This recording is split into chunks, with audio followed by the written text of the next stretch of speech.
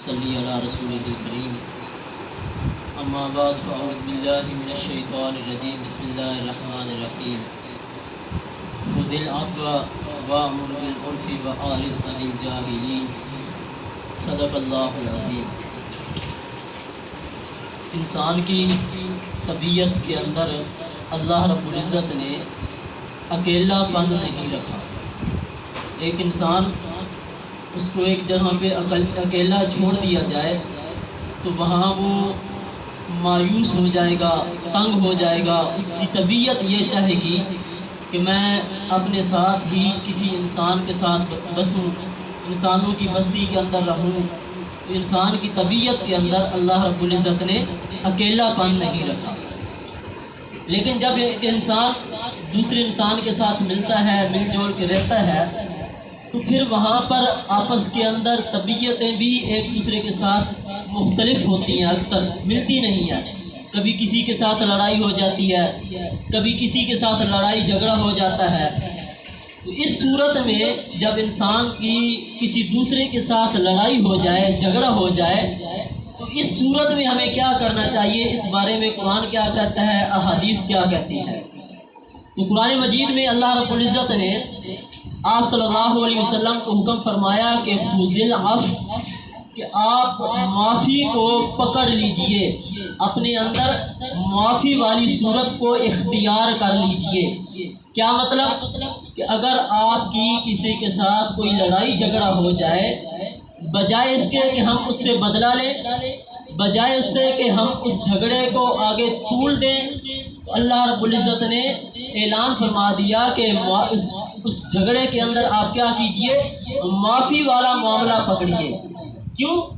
اس لیے کہ اللہ رب العزت خود معافی کو پسند فرماتے ہیں۔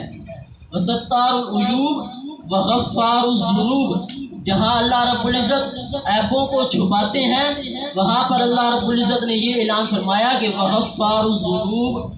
اللہ رب العزت کی صفات میں سے ایک صفت یہ بھی ہے کہ اگر لوگوں سے گناہ ہو جائے تو اس گناہ کی صورت میں اللہ رب العزت اس شخص کو، ان لوگوں کو کیا کر دیتے ہیں، معاف کر دیتے ہیں۔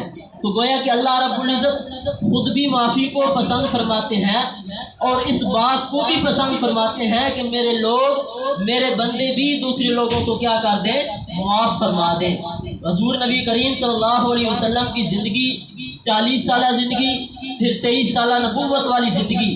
نبوت والی زندگی آپ حضرات دیکھیں، آپ صلی اللہ علیہ وسلم کو مکہ کے اندر اتنی تکالیف دی گئی، پھر طائف کے میدان کے اندر آپ صلی اللہ علیہ وسلم کے جسم کے اوپر پتھر مار مار کے آپ صلی اللہ علیہ وسلم کا جسم لہولہان کر دیا گیا، لیکن آپ صلی اللہ علیہ وسلم نے بجائے اس کے کہ ان سے بدلہ لیتے، ان کو مارتے، بلکہ آپ صلی اللہ علیہ وسلم نے اپنی زبان سے بھی کوئی ایسا کلمہ نہیں کہا جس کی وجہ سے ان کو کوئی تکلیف پہنچتی۔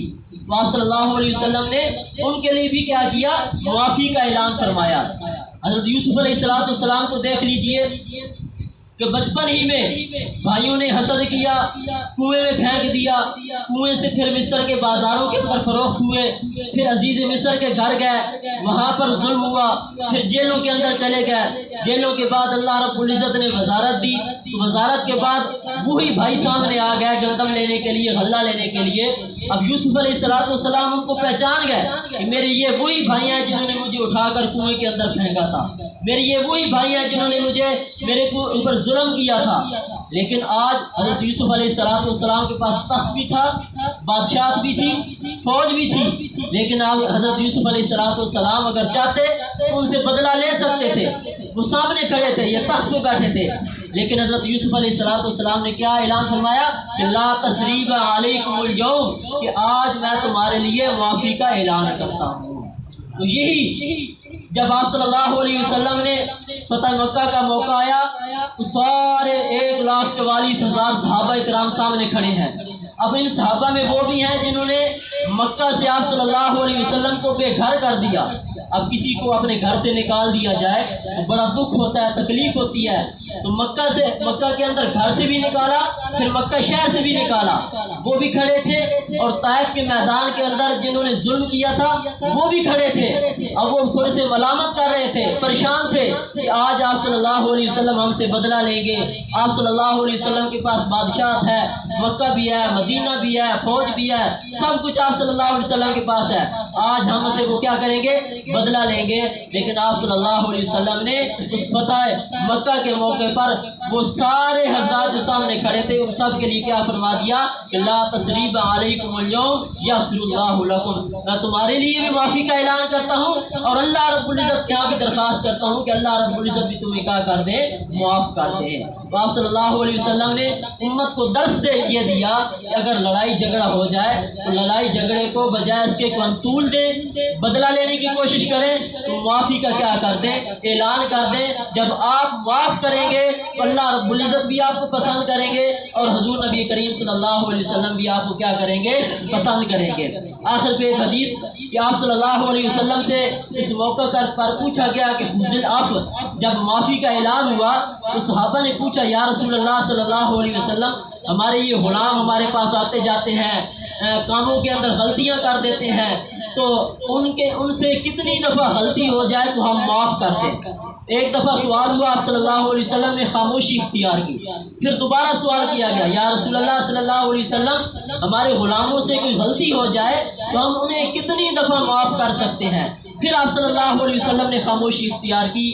تیسری مرتبہ جب سوال کیا گیا یا رسول اللہ صلی اللہ علیہ وسلم، ہمارے غلاموں سے جب غلطی ہو جائے تو ہم ان کو کتنی دفعہ معاف کر دے سکتے ہیں؟ تو آپ صلی اللہ علیہ وسلم کا ذرا جواب سنیے، سنہری حروف کے اندر لکھنے کے قابل ہے۔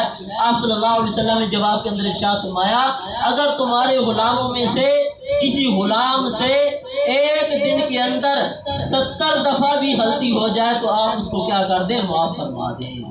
ایک دن کے اندر، یہ نہیں ہے کہ مہینے کے اندر، سال کے اندر، زندگی بھر کے اندر، ایک دن کے اندر اگر 70 دفعہ بھی غلطی ہو جائے تو آپ ان کو کیا کر دیں؟ معاف کر دیں۔ جب آپ معاف کریں گے اللہ بھی آپ کو معاف کرے گا، اور حضور نبی کریم صلی اللہ علیہ وسلم بھی کیا کریں گے؟ آپ کو پسند کریں گے۔ تو آج کے درس کا خلاصہ یہ ہے کہ ہمارے گھروں کے اندر، میاں بیوی کے اندر، اولاد کے ساتھ، اڑوس پڑوس کے ساتھ جھگڑے ہوتے رہتے ہیں، لیکن ان جھگڑوں کو طول دینا، فساد کی طرف لے جانا، یہ نہ ہی اللہ کو پسند ہے، اور نہ ہی یہ ہمارے دین کے اندر اس کو پسند کیا گیا ہے، بلکہ اللہ کو پسند یہ ہے کہ اگر کسی سے کوئی غلطی ہو جائے تو اس کو کیا کر دیا جائے؟ معاف کر دیا جائے۔ اور ہمارے نبی کریم صلی اللہ علیہ وسلم کو بھی یہی بات پسند تھی کہ اگر کسی سے کوئی غلطی ہو جائے تو اس کو کیا کر دیا جائے؟ معاف کر دیا جائے۔ یہی وجہ ہے کہ آپ صلی اللہ علیہ وسلم کی 23 سالہ نبوت والی زندگی دیکھیں، کسی سے بھی آپ صلی اللہ علیہ وسلم نے ذاتی طور پر بدلہ نہیں لیا کہ اگر آپ صلی اللہ علیہ وسلم کے ساتھ کسی نے ذاتی کی ذات کے اعتبار سے،